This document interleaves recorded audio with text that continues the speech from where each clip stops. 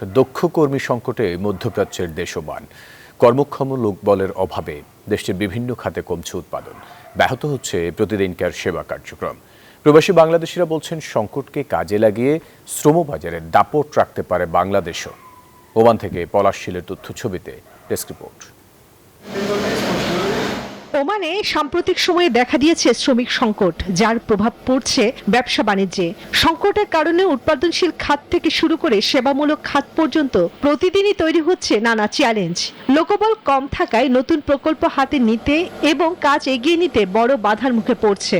বিজনেসটা কাস্টমার সার্ভিসের দিক থেকে এবং কাজের কোয়ালিটির দিক থেকে এবং প্রাইসের দিক থেকে, সব দিক থেকেই আমার কাছে মনে হয় সেরা। আমি এই প্রতিষ্ঠানের একজন নিয়মিত কাস্টমার। সবচেয়ে ভালো সার্ভিসটা আমি এখানে পাই।